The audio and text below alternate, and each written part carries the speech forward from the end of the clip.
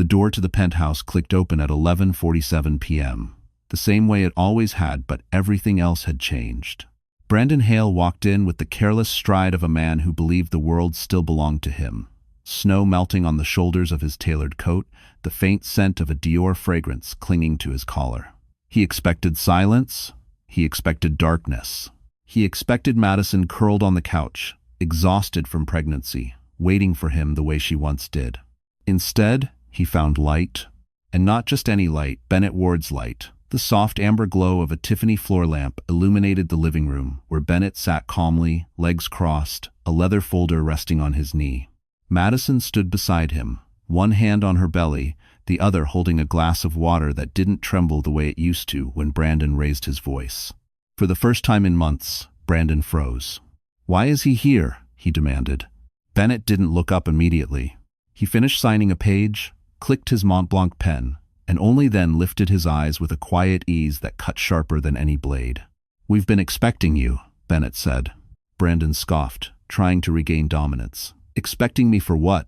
I just came to grab my things." Madison exhaled softly, steady, heartbreak buried under something colder, stronger. "You're not here for your things, Brandon. You're here for the truth." She nodded at Bennett. He opened the leather folder. The sound crisp paper sliding free echoed through the room like a verdict already delivered. A divorce settlement? $1.2 million. Full custody pending. Undeniable evidence of infidelity. And the clause Brandon had forgotten he ever signed, the one that would cost him the kingdom he built on deception. Brandon's face drained. "You can't be serious." Madison met his eyes with a calm he didn't recognize. "You should have come home months ago," she said, "before the consequences did." And that was the moment Brandon realized. He didn't walk into his home. He walked into a trap. Madison Clark hadn't always lived in a glass tower overlooking Central Park. Before the penthouse, before Brandon's fame, before the diamond-cut lies that sliced her life apart, she was simply a girl from Portland who believed in hard work, quiet love, and futures built with two steady hands. She met Brandon when she was 26, a rising interior architect with a sketchbook full of dreams and a heart soft enough to let someone else lead. He walked into her life wearing confidence like a tailored suit, his ambition bright enough to blind her to the cracks beneath it. Madison didn't grow up around men who drove Mercedes or carried Mont Blanc pens. So when Brandon brought her to New York and told her she was the missing piece to his future empire, she believed him. Back then, she worked long nights at her MacBook Pro, designing apartment lobbies and boutique hotels. She had clients who adored her, a reputation growing quietly through word of mouth, a career blooming in all directions.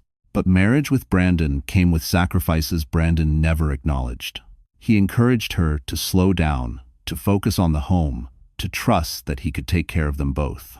And Madison, loving, loyal, hopeful, Madison did. She let go of projects, turned down contracts, redesigned her life around a man who would later disappear into the arms of a model half her age. Then came the pregnancy. 5 months along, the tiny flutter beneath her ribs felt like a promise, a life depending on her, needing her in ways Brandon never had. She imagined soft blankets, a nursery painted in warm cream tones, herself reading bedtime stories while snow fell over Manhattan. But instead of love, she received absence. Instead of support, she received silence. And instead of a partner, she received news articles showing Brandon photographed with a model outside the Beverly Hills Hotel, his hand on another woman's waist while Madison tried to steady her own breathing. The loneliness of carrying a child while the father chased fame carved a hollow inside her that no apology could ever fill. Yet, something else grew in that hollow resolve. Madison began writing again, sketching again, rebuilding the pieces of a woman she had abandoned to become Mrs. Hale. For the first time, she asked herself a question she had once been too afraid to face. What if I deserve more than survival? It was that question that led her to call Bennett Ward. And it was that call that set everything in motion. New York had a way of swallowing people whole, but Madison had once believed the city made her shine brighter. The penthouse Brandon insisted on buying 40 floors above the chaos of Manhattan was supposed to be their sanctuary. Floor-to-ceiling windows framed the skyline like a living painting, the kind that made visitors whisper in awe. By night, The twinkling lights reflected off the marble floors, creating a shimmering path that led straight to the life she thought she was building. But beauty can turn into a cage when love turns into absence. The living room, once filled with laughter and late-night takeout dinners, had become a museum of broken promises. Madison would sit on the cream-colored sofa, her hand resting on her growing belly, watching the city move without her. Brandon's clothes still hung in the walk-in closet, but somehow the space felt emptier than if he had taken everything. Brandon claimed he traveled for business expansions. Yet the receipts Madison found, the Plaza, the Ritz-Carlton, luxury dinners in Los Angeles, told a different story. Each one was a tiny betrayal printed in black ink. Still, the penthouse wasn't just a cage, it was a stage, the place where everything would shift. The kitchen, sleek with stainless steel and white quartz counters, had witnessed Madison break down more times than she could admit. But it also witnessed her rise again, making plans with Bennett, organizing documents, learning what power looked like when she allowed herself to reclaim it. In those quiet hours, she realized that the walls holding her captive could just as easily become walls holding her victory. Outside, Central Park stretched like a dark ribbon under winter skies. Madison often stood by the window at dawn, watching dog walkers and joggers braving the cold. Their movement reminded her that life continued, even when love failed. The world didn't pause for heartbreak, and maybe she shouldn't either. Her favorite spot was the small balcony overlooking Fifth Avenue. Early mornings, she wrapped herself in a blanket, sipping warm tea while yellow taxis streaked below. It was there, she whispered, promises to her unborn child. You won't grow up watching your mother shrink for anyone. When Brandon left to chase glamour in California, the penthouse became the one thing he could no longer control. And soon, very soon, it would become the one thing he would lose. Brandon Hale wasn't born wealthy, but he learned early how to look like he was. In college, he was the guy who borrowed confidence the way others borrowed textbooks, carelessly, shamelessly, and with astonishing results. People mistook his charm for integrity, his ambition for vision. It was a mistake they would keep making for years. As his real estate empire grew, so did his ego. He became the kind of man who believed a Rolex on his wrist meant he was untouchable, the kind who measured his value by the shine of a Mercedes hood ornament. And with every business deal he closed, another piece of humility slipped through his fingers. Madison used to see this arrogance as drive. Now she knew it was a warning she ignored. When Brandon met Sienna Vale, a 4-year-old model hungry for fame, he didn't hesitate. She represented everything he craved: attention, youth, applause. He loved the way cameras followed her, the way crowds shifted when she entered a room. With Madison, life was real. With Sienna, life looked good in pictures. Brandon wasn't just unfaithful. He was reckless. He took Sienna to public events, booked hotel rooms under his company name, flaunted her on the West Coast as if his marriage didn't exist. The paparazzi photos of them holding hands outside a Los Angeles restaurant weren't accidents, they were invitations. Brandon believed the world should see the version of him he adored: powerful, wanted, desired. But underneath the designer suits and curated bravado was something far less glamorous: fear. Fear of aging. Fear of mediocrity. Fear that success built on image would collapse the moment someone looked too closely. And Madison, pregnant and abandoned in Manhattan, was the reality he didn't want to face. To make himself feel bigger, Brandon shrunk her. Every time he criticized her career, every time he dismissed her ideas, every time he ignored her calls from thousands of miles away, he wasn't just betraying her, he was erasing the version of her he once claimed to love. But the cracks in his illusion were inevitable. Sienna, determined to secure her own fame, recorded conversations. She bragged to friends. She let evidence float through social media circles without understanding who might be watching. Brandon had no idea that while he was busy performing, Madison's silence wasn't weakness. It was preparation. And the man he feared most wasn't a rival CEO or investor. It was Bennett Ward, the one person Brandon never realized Madison still had on her side. The moment everything shattered wasn't private. It wasn't quiet. It wasn't even accidental. It happened on a cold Thursday afternoon, the kind where Manhattan's wind cuts through coats and pride with the same sharpness. Madison had just finished a prenatal checkup, her doctor reminding her gently that stress could affect the baby. "Protect your peace," the doctor said. Madison wished she knew how. On her way home, she passed by a massive digital billboard in Times Square. Normally, she never looked up tourist things, rarely interested New Yorkers. But that day, something pulled her gaze. There, 20 feet tall, glowing above the crowd, was Brandon. Brandon, her husband, posing beside Sienna at a gala in Los Angeles. Not in the background, not in a blurred paparazzi shot, but in a full promotional image for a luxury real estate partnership. His hand rested on Sienna's waist. Sienna's head leaned on his shoulder. And beneath them, in bold gold letters, Brandon Hale and Sienna Vale, the power duo of coastal luxury living. Madison's heart stopped. Her breath left her body as if someone had punched the air out of her lungs. A cab honked. Someone bumped her shoulder. The city roared around her. But she heard none of it. All she saw was her marriage plastered as a marketing tool, her husband turned into a public fantasy with a woman who didn't even know how to spell fidelity. People around her noticed the ad, murmuring, "She's gorgeous. He's lucky. They look perfect together." Perfect. A word that struck like a knife. She pressed a hand to her belly, feeling her child kick, as if sensing the tension ripping through her. Tears threatened, but she swallowed them, raising her chin. New York didn't stop for heartbreak, and apparently, neither did Brandon. What he didn't know was that this public display of arrogance triggered consequences he never expected. By the time the photo went viral, it had reached every corner of Madison's world, and one person who mattered far more than Brandon realized, Bennett Ward. He called her within minutes. "Madison," he said, voice steady, "you're not facing this alone anymore." For the first time in a long time, she let herself breathe, not because the pain faded, but because someone finally saw it. And in that moment, standing beneath the giant betrayal in Times Square, Madison felt something powerful blooming inside her. This wasn't the end. It was the beginning of her retaliation. The night after the Times Square humiliation, Madison couldn't sleep.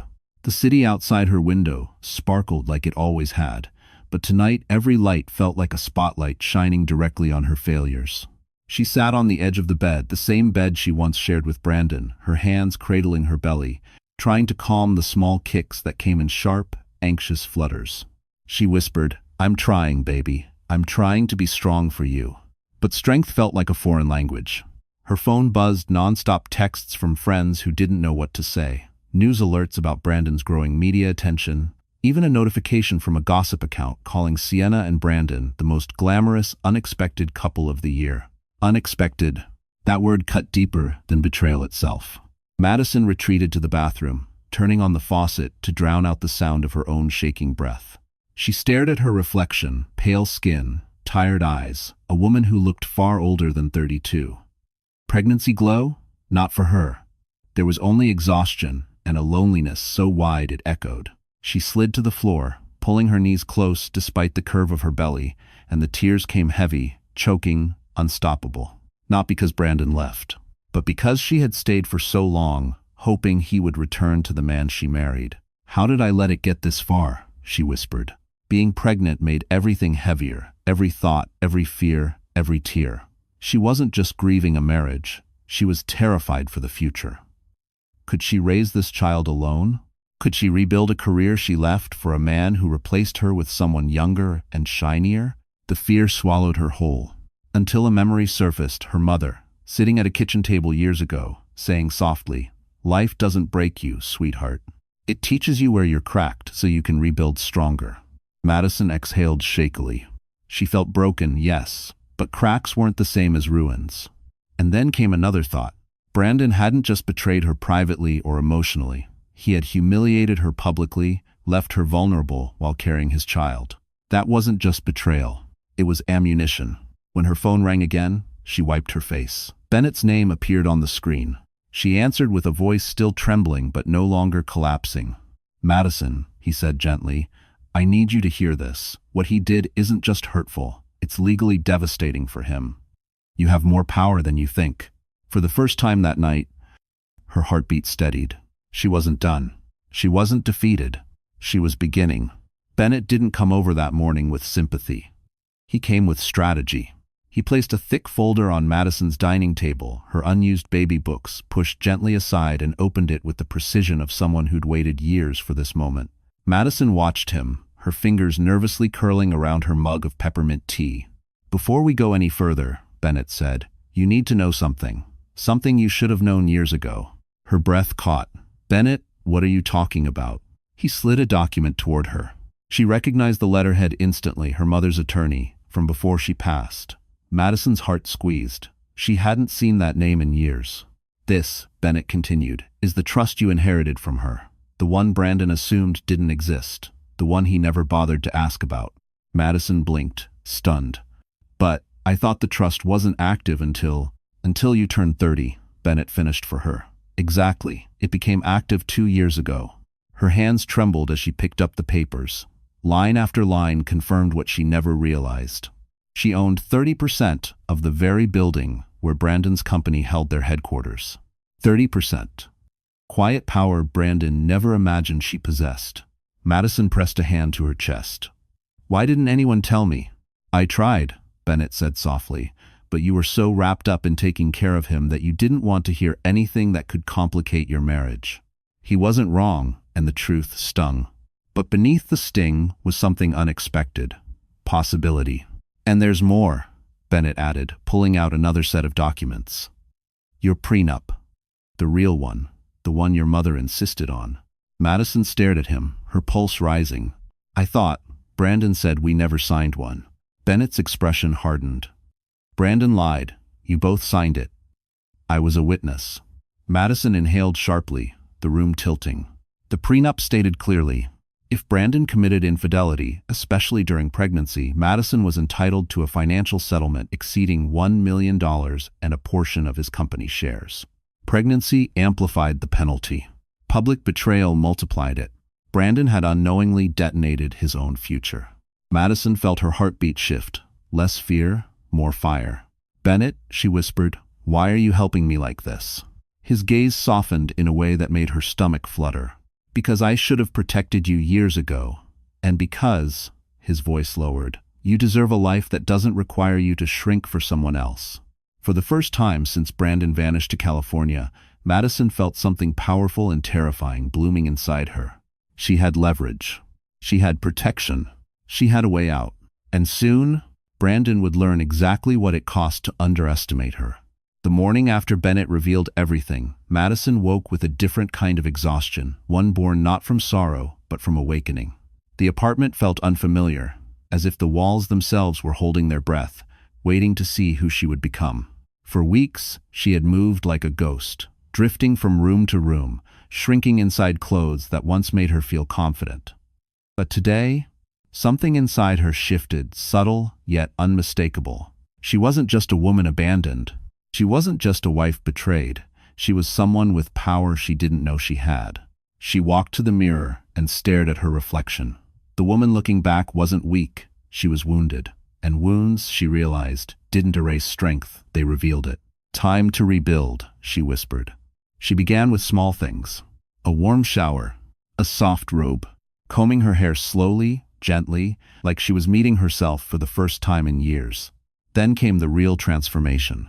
She opened her laptop, a MacBook Pro she once used for designing boutique hotels and modern homes. It had collected dust while she poured her time into Brandon's ambitions. Now, she opened old drafts, sketches, emails from clients who once called her brilliant, and she remembered who she was before him. Within an hour, she sent her first message to a former client. "I'm back. If you still need my work, I'm ready." It was terrifying. It was exhilarating. Next, she cleaned the penthouse not because she needed order, but because she was reclaiming the space. Every item Brandon left behind was pushed into a corner. Every echo of him was silenced beneath the hum of her determination. By noon, she was glowing not the fragile glow pregnancy books mention, but a fiercer one. A glow of a woman shedding the weight of someone else's shadow. When Bennett stopped by with updated legal drafts, he paused in the doorway. "You look?" He hesitated, searching for the right word. "Different. Stronger." Madison smiled, a real one this time. "Maybe I finally remembered myself." He stepped closer. "Good, because what's coming next requires the strongest version of you." She nodded. The upcoming confrontation loomed like a storm, but for the first time, she wasn't intimidated. Brandon thought she would crumble. Instead, she was rising. And deep down beneath fear, beneath anger, beneath the ache of lost dreams, a new thought bloomed. He didn't break me. He freed me. The first real sign that Madison was returning to herself came on a quiet Wednesday morning. Snow drifted past the penthouse windows, soft and steady, the kind that usually made her feel small. But today, it felt like the world was clearing a path for her. She sat at her dining table with her MacBook open, baby resting comfortably beneath her hand. It was the first morning she didn't wake up dreading the day. Instead, she felt a calm, sharpened focus, like her mind had finally aligned with her purpose. Bennett arrived precisely at 9, crisp suit, leather briefcase, and an expression that suggested something important was coming. "You ready?" he asked. Madison nodded, though she wasn't sure. The truth was, no one is ever truly ready to confront a storm, but she had stopped running from it. Bennett spread several documents across the table. "These," he said, "are the grounds for immediate action." Brandon violated 3 major clauses in the prenup. Public infidelity alone guarantees a substantial penalty, but doing it while you're pregnant? He shook his head. He essentially signed over leverage without realizing it. Madison's throat tightened. "He always assumed I'd forgive him, or stay quiet. And he counted on you being too afraid to leave," Bennett replied. "But fear isn't what I'm seeing right now." She didn't feel fear, not anymore. She felt clarity. Together, they drafted the letter that would start everything. It wasn't emotional, it wasn't dramatic. It was precise, legal, devastating. A single sentence at the end carried the full weight of her transformation. "All future communication will be handled through my attorney. No more begging. No more waiting. No more hoping Brandon would change." When she signed her name, her hand didn't shake. "This will hit him hard," Bennett said quietly. "He hit me harder," Madison replied. But then came the twist, one that even Bennett hadn't anticipated. His phone buzzed. He glanced at the screen, froze, then turned it toward her. A headline flashed across a celebrity gossip page. "Model Sienna Vale seen, leaving doctor's office with mystery man, not Brandon Hale." Madison blinked. "Is that?" "A paternity scandal waiting to explode," Bennett finished. The room felt suddenly warmer. Madison exhaled, a slow breath filled with relief she hadn't expected. For months, she felt powerless. Now, for the first time, she felt the shift. Brandon wasn't the one in control. She was, and the world was about to see it. Brandon's downfall didn't begin in a courtroom. It began in a conference room, his conference room 40 stories above Fifth Avenue, where he once strutted like a king. That morning, the city buzzed with winter energy, but inside Hale Properties, the air was heavy with tension. He was preparing for a high-profile investor meeting, one he bragged about for weeks. Cameras were scheduled to film promotional clips. Sienna was supposed to arrive later so they could make a glamorous entrance together. Everything, in Brandon's mind, was aligned for him to shine. Then the elevator doors opened. Not with Sienna, but with 2 uniformed couriers carrying a packet of documents sealed with Bennett's firm's gold embossing. They walked straight through the glass doors of the conference room, right past Brandon's stunned employees, and placed the packet before him. "Delivery for Mr. Brandon Hale," one said. The tone was flat, cold, final. A few executives exchanged nervous glances. Brandon smirked, attempting nonchalance. "Probably another contract." It wasn't. The moment he opened the envelope, the color drained from his face. Inside was the official notice of legal action from Madison's side divorce proceedings. Asset freezes, requests for financial disclosures, and an emergency protective claim tied to her pregnancy. Attached were screenshots, receipts, photos, and statements documenting his infidelity publicly and repeatedly. And the final page? A notice informing him that Madison held 30% ownership of his headquarters building. "Sir," one of his executives whispered, "is this real?" Brandon's jaw tightened. "Get out," he hissed. But before the room could clear, another notification buzzed across every employee's phone, a breaking news alert. Model Sienna Vale linked to another man amid paternity rumors. Someone gasped, someone chuckled, someone whispered, "Oh my God." And then, as if scripted by fate, Studio Vision Network released a leaked clip from a paparazzi interview where Sienna laughed and said, "I mean, who's to say who the father is? Brandon thinks it's his, but Men like him believe anything if you smile. The room erupted not loudly, but with the unmistakable sound of reputations cracking. Brandon's hands trembled as he slammed the packet shut. "Turn that off," he barked, but embarrassment filled the room like smoke. He had built an empire on image. Now the image was burning. This wasn't just a hit to his ego. It was a financial earthquake, a public dismantling of the man he pretended to be. For once, Brandon wasn't the one in control of the narrative. He wasn't the star of the story. He was the spectacle. And Madison, quiet, steady Madison, had pulled the first thread. Brandon didn't go home that night. Pride wouldn't let him. Instead, he hid in a hotel suite, ironically, the same one he once booked for Sienna. But while he tried to regroup, New York was already awake, dissecting every detail of his implosion. News outlets replayed Sienna's comments. Gossip sites posted comparison photos of the mystery man. Investors demanded emergency meetings. Brandon's empire was cracking faster than he could cover the fractures. Meanwhile, in the penthouse he abandoned, Madison and Bennett prepared the next strike.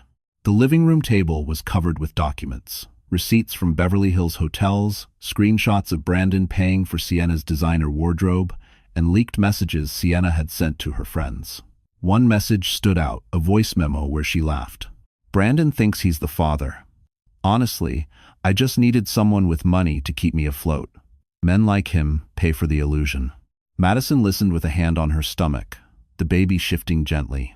It hurt deeply, but not the way it once did. This wasn't heartbreak, it was clarity. This is enough to end his credibility entirely," Bennett said, placing the phone down. "And it strengthens your case for financial protection." She nodded, but her voice was soft. "It still feels strange to see it all laid out like this." Bennett's expression warmed, grounding her. "Evidence isn't vengeance, Madison. It's truth. And the truth is what protects you and your child." That reminder steadied her. Later that afternoon, Bennett received an unexpected message from a private investigator he hired quietly weeks earlier. When he opened the email, even he looked stunned. "Madison," he said slowly, "you need to see this." It was a photo of Sienna, not with the mystery man, but with 3 different men over the past 2 months. Dates, trips, hotel lobbies. In each photo, Sienna looked comfortable, laughing, clinging to someone new. The investigator included a summary. "She has multiple potential partners. Paternity is uncertain." Madison exhaled, long and tired. "So he destroyed our marriage, for someone who wasn't even choosing him." Bennett reached across the table, his hand covering hers. "He destroyed it, yes, but you're the one rebuilding your life. That's the difference." Madison closed her eyes.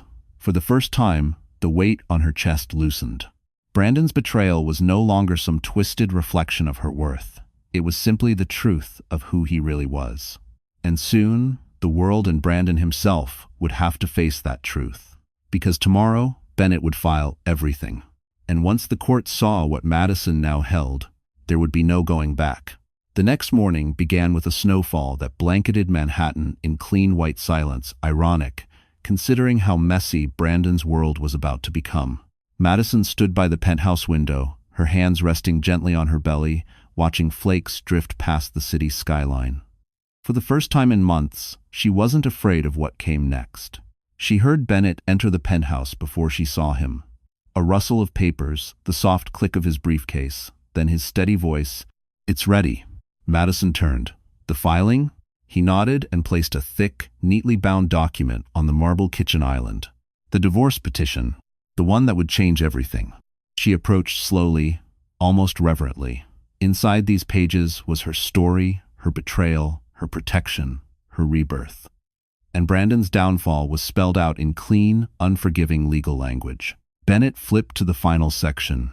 "This is the financial provision," he said. "The prenup entitles you to $1.2 million in liquid assets, plus 10% of Hale properties." Madison inhaled sharply. 10%, he'll explode." "Good," Bennett said without apology. "He built his empire on your sacrifices. He can surrender a piece of it for the child he abandoned." But there was more. Bennett held up another document, this one laminated. "This is the freeze order. Until the divorce is finalized, Brandon can't sell, transfer, or hide any assets." The judge already signed it. Madison blinked, stunned. Already? You're pregnant, Madison. The court prioritizes your protection. And Brandon has made himself look irresponsible in every possible way. A warmth filled her chest, not from victory, but from something deeper. Validation. For so long, she thought she was overreacting, being dramatic, expecting too much. But now, the law agreed with her. Reality agreed with her. She wasn't crazy. She wasn't weak. She was right. Still, she hesitated. Bennett, once we file this, there's no going back. His gaze softened. Do you want to go back?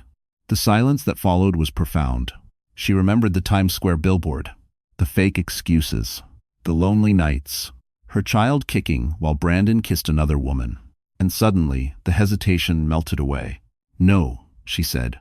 I want my life back. Bennett smiled a small, proud smile. Then sign. Madison picked up the pen, not a shaky hand, not a timid heart. She signed her name with a certainty she didn't know she possessed.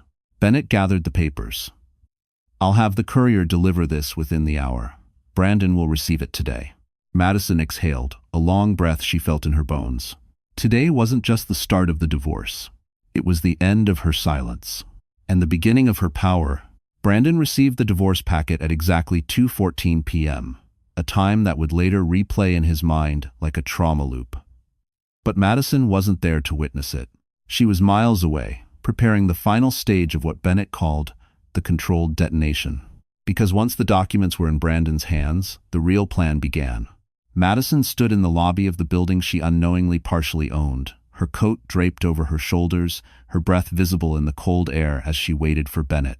The marble floors gleamed, and the elevator doors reflected her face no longer fragile, no longer lost.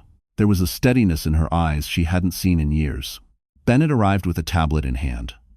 Are you ready for the next move? She swallowed. What happens now? He tapped the screen, showing her a series of email drafts. These go out the moment Brandon reacts. Investors, board members, partners, everyone who needs to know the truth about his misconduct. Madison blinked. Isn't that too harsh? Harsh? Bennett repeated. He turned your marriage into a publicity stunt. He risked your financial security. He abandoned you during pregnancy. Madison, accountability is not cruelty.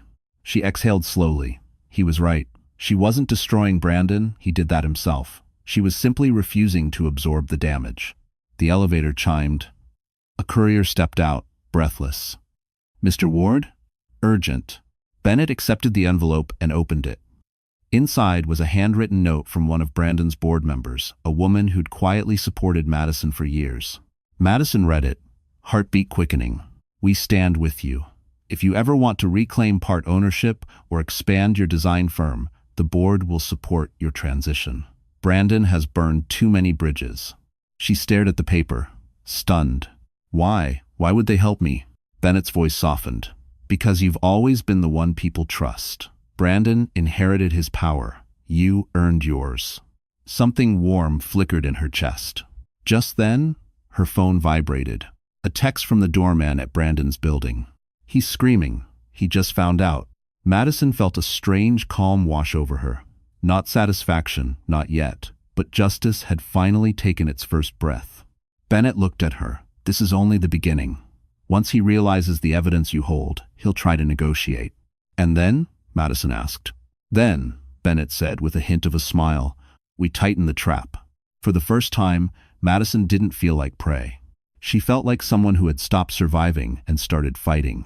Brandon didn't call Madison after receiving the divorce papers. He didn't text. He didn't apologize. He summoned her like she was still the obedient wife who once adjusted her world to fit his. At 7:03 p.m., a message came through Bennett's office line. Tell Madison to meet me at the penthouse. We need to talk privately. Not ask. Tell. Madison felt the old instinct, the conditioned flinch of wanting to comply. But then she touched her belly and remembered. The woman she used to be was gone. I'll go, she said, but not alone. Bennett nodded. I'll be there, but I'll stay out of sight until needed. You're not walking into his world. You're walking into his consequences. They arrived at the penthouse separately. Madison went up first.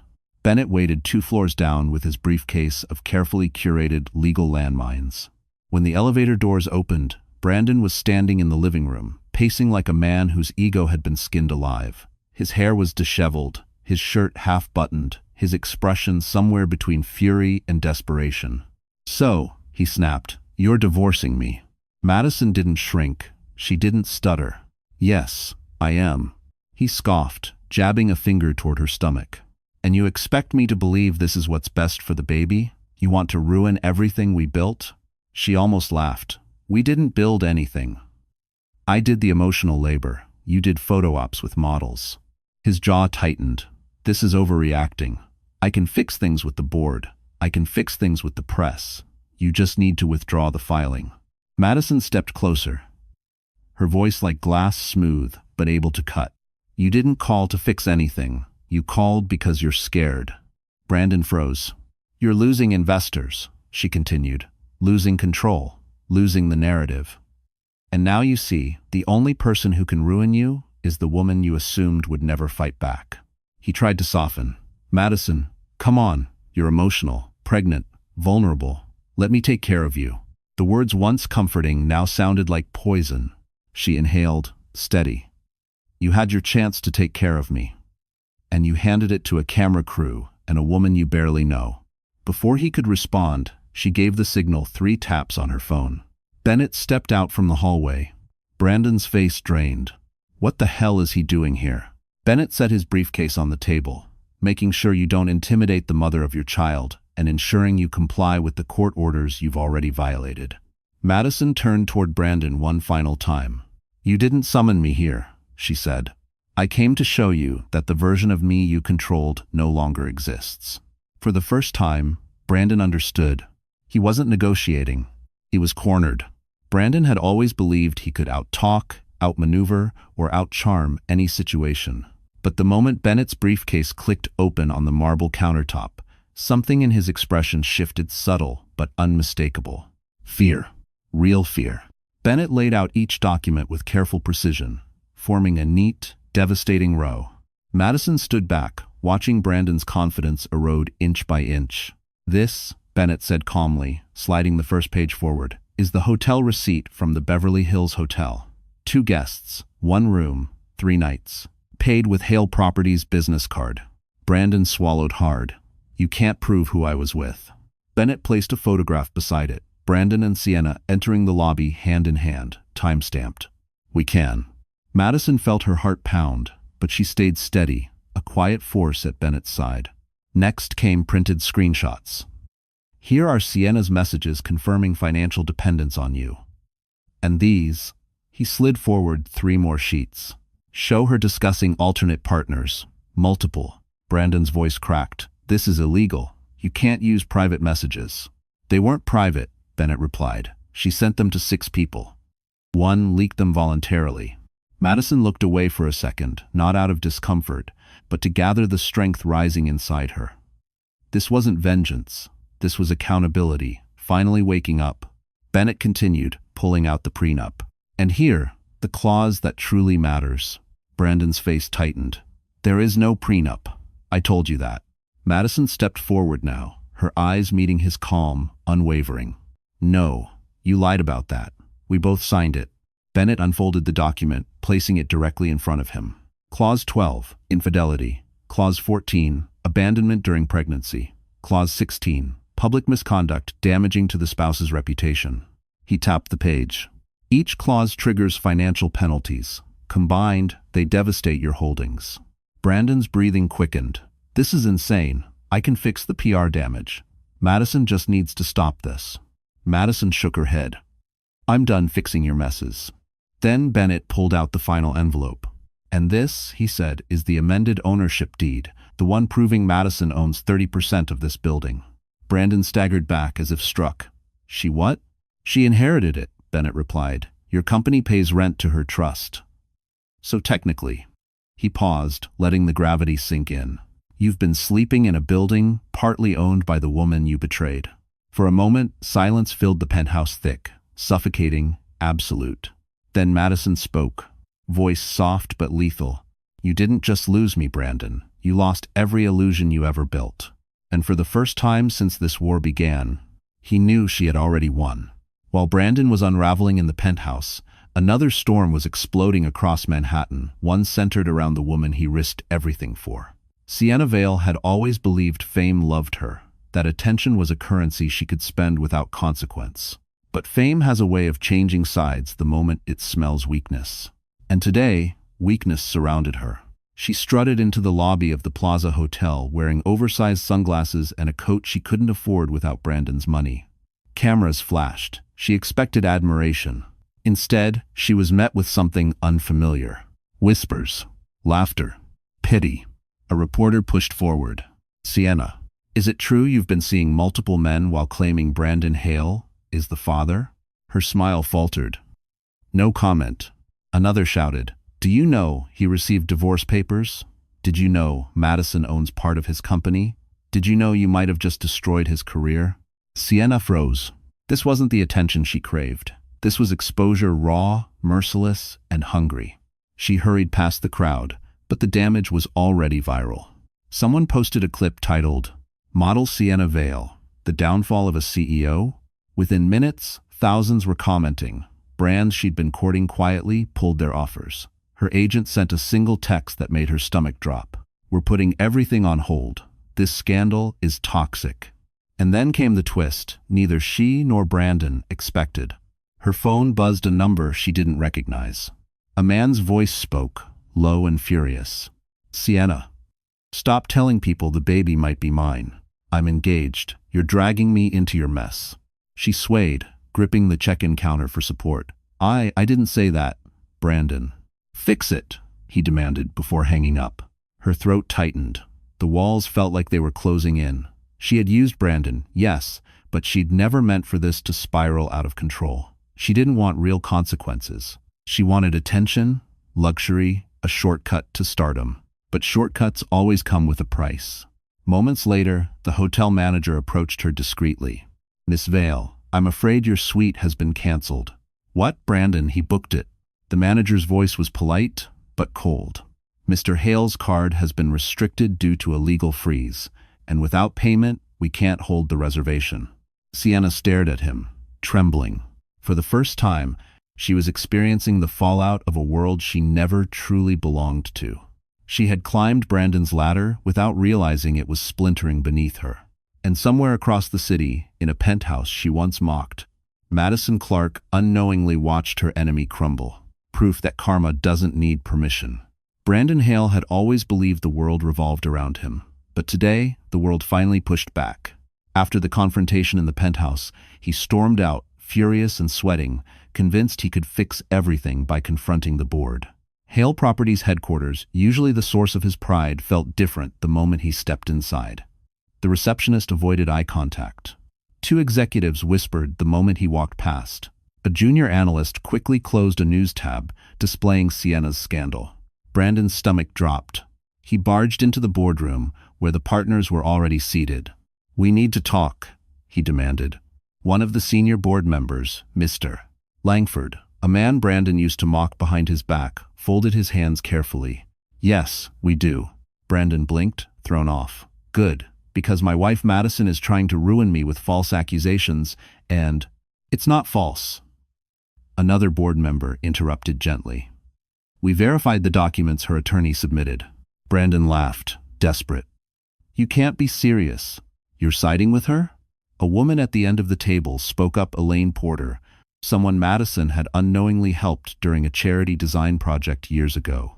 Brandon, your actions have put this company at risk. Public infidelity, misuse of corporate funds, and now a paternity scandal with a model who is, let's say, inconsistent with the truth. He clenched his fists. She's pregnant with my child. Elaine slid a folder toward him. No, she's not. Inside were photos from the investigator. Bennett hired Sienna with multiple men, on multiple dates, in multiple hotels. Brandon staggered back, the blood draining from his face. She told me. She told you what you wanted to hear, Elaine replied. Then came the blow he didn't see coming. We're calling a vote, Langford announced. Effective immediately. The board will decide whether you should remain CEO. Brandon's voice cracked. You can't do this. This is my company. Langford shook his head. This was your company. But leadership requires stability. And your pregnant wife, is showing more maturity in crisis than you are."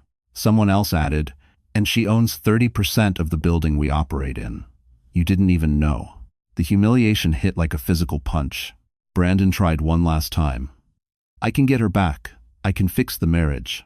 Elaine raised her eyebrows. She filed for divorce, publicly, and kindly, I might add.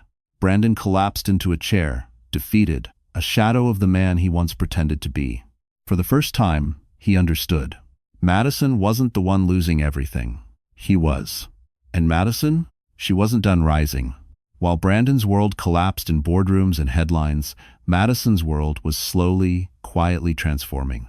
Healing didn't come in dramatic waves. It came in small, steady moments she allowed herself to finally feel. That morning, she sat in the nursery she'd never had the courage to finish. Soft gray walls, tiny white stars glowing faintly, a crib she assembled alone on a night she cried herself to sleep.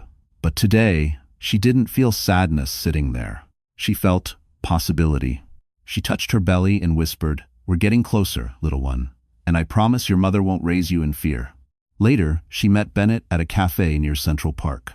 The kind of place with warm lighting, wood tables, and a soft hum of life, nothing like the cold luxury Brandon worshipped. Bennett already had tea waiting for her, the chamomile she preferred. "You look lighter," he observed, studying her face. Madison smiled. "Maybe I'm finally letting go of everything he made me carry." But Bennett had news, big news. He pulled out a document and slid it across the table. "This," he said, "is the board's preliminary decision. They removed Brandon from all financial authority until the final vote." Madison blinked. "So he's powerless," Bennett finished. "At least for now." She exhaled, a warm breath of release. This wasn't revenge. It was accountability finally catching up. But the twist came next. Bennett hesitated for a moment before placing a second envelope on the table. "This part affects you directly." Inside was a formal proposal from Hale Properties Board. They wanted her design expertise. They wanted her to lead the renovation of the company's flagship building. They wanted the woman Brandon underestimated to become the face of the new era. Madison stared, stunned. "But this is his company." "Not anymore," Bennett said softly. "They trust you more than they trust him. And they wanted you to have the chance he denied you for years." Her throat tightened. She felt the baby kick gentle, rhythmic, as if encouraging her. She folded the letter carefully. "I want to say yes. Not for revenge. For me." Bennett's expression warmed. "That's exactly the right reason." On the walk home, snow fell again, lightly dusting her coat. For once, the cold didn't sting. She felt protected, not by walls or money or a man, but by her own reborn strength. Brandon's downfall was public and devastating. But her rise was quiet, steady, unstoppable. And soon, the entire city would see it. Madison never imagined she would walk into the plaza's ballroom again, not after everything that had happened. But tonight wasn't about Brandon. It wasn't about the past. It was about stepping fully into the woman she had finally allowed herself to become. The Hale Properties charity gala had been planned months before Brandon's scandal. At first, she thought she should avoid it, let the storm settle. But when the board personally invited her, when they asked her to represent their new design initiative, she knew this was more than an event. It was closure. Madison arrived in a deep navy gown that draped over her pregnant belly like armor. Her hair fell in soft waves, her skin glowing with a confidence no makeup artist could ever manufacture. People turned when she entered, not out of pity, but recognition. She wasn't the forgotten wife anymore. She was the woman who survived a public storm and came out shining. And just behind her, offering silent support, walked Bennett Ward. The board greeted her warmly, cameras clicking respectfully. She posed, smiling, not hiding her pregnancy, not hiding her transformation. Every flash felt like reclaiming a piece of herself. But across the room, Brandon stood alone. No Sienna, no entourage, no investors pretending to admire him. He looked smaller, somehow, shoulders hunched, suit wrinkled, eyes hollow. When he noticed Madison, he froze. For the first time in their entire relationship, he looked afraid of losing something he couldn't control.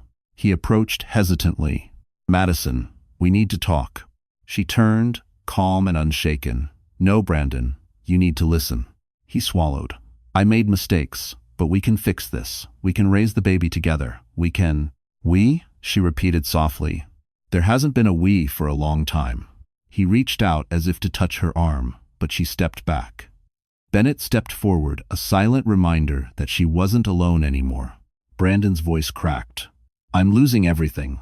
Madison held his gaze, steady and somehow gentle. Brandon, you're losing what you built on lies. What you tried to take from me was real. My peace, my career, my dignity. But you didn't win. He whispered, I loved you. She shook her head. You loved applause. You loved attention. You loved what I made easy for you. But you never loved me enough to choose me. The band began playing behind them, soft violins filling the silence as Brandon's face collapsed in on itself. He was surrounded by people, but utterly, painfully alone. Madison touched her belly. I'm raising this child with love, with stability, with people who choose us. And that will never be you. And with that, she walked away toward Bennett, toward the lights, toward her future. Brandon remained behind, swallowed by the consequences he created. The morning after the gala felt different, not heavy, not uncertain, but peaceful. Madison woke to soft winter sunlight spilling across her bedroom, warming the blankets, warming her skin. For the first time in months, she didn't wake from anxiety or grief. She woke from rest. She made tea slowly, breathing in the steam, letting her hands settle over her belly. The baby responded with a gentle kick, as if acknowledging the quiet victory they'd earned together. A knock sounded at the door. When she opened it, Bennett stood there, holding a small bouquet of winter peonies. Not extravagant, not performative, just thoughtful, just him. I wanted to check on you, he said softly. Yesterday was a lot. Madison smiled, stepping aside to let him in. It was necessary. They sat on the couch, the same couch where she had cried alone so many nights. Today, it felt like a different piece of furniture, a new place, a new chapter. Bennett handed her an envelope. The board's final decision, he explained. She opened it. Brandon Hale, permanently removed as CEO. Madison Clark, approved as design lead for the flagship project. It wasn't revenge. It wasn't triumph over him. It was the life she fought to reclaim. She breathed out, emotions swelling, not grief this time, but gratitude. Thank you, Bennett, for everything. He shook his head. You rescued yourself. I just stood beside you while you remembered who you were. His voice trembled slightly, a rare crack in his composure. There's something else, he said. Something I've wanted to tell you for a long time. Madison looked up, heart thudding softly but steadily. I didn't help you because I pitied you, he continued. I helped you because I've loved you for years. And I'll wait for you for however long you need because you deserve a love that doesn't disappear when life gets difficult. Her breath caught, not from shock, from recognition. She reached for his hand, placing it gently on her belly. This child deserves someone like you in their life, she whispered, and so do I. Bennett's eyes softened with something deeper than hope. So, is this a beginning? He asked. Madison nodded, a tear slipping down her cheek, but this time it wasn't from pain. It is, she said, a real one. Outside, the city moved, alive and unapologetic. But inside the penthouse, the same penthouse where she once felt trapped, Madison felt free. Brandon faced the consequences of his choices. Sienna faded into the background she once tried to outrun. And Madison, finally, walked toward a future built on her own terms. Because healing isn't about going back. It's about becoming the woman you should have been all along. All right, my wonderful friends, that's how our story comes to a close. And if you're still here, still listening, still feeling something deep in your chest right now, then maybe this story touched a part of you that needed a reminder. So let's talk heart to heart, just you and me. Madison's journey teaches us that healing is not loud, healing is not glamorous, healing is not instant. It's a return to yourself. It's remembering who you were before the world asked you to shrink. The Stoics said, you have power over your mind, not outside events. Madison couldn't control Brandon's betrayal, but she could control how she rose from it. She chose dignity, she chose self-respect, she chose a new beginning. And Marcus Aurelius reminds us, what stands in the way becomes the way. Sometimes the heartbreak that shatters you is the same force that rebuilds you stronger. Madison didn't just survive, she transformed. So maybe, just maybe, whatever you're going through right now is not the end. Maybe it's the doorway. If this story stirred something in you, if it made you reflect, heal, or breathe a little deeper, give this video a like, share it with someone who might need it, and subscribe so you don't miss the next journey we take together. Because you're not alone here. You're growing, you're healing, and I'm right here walking beside you.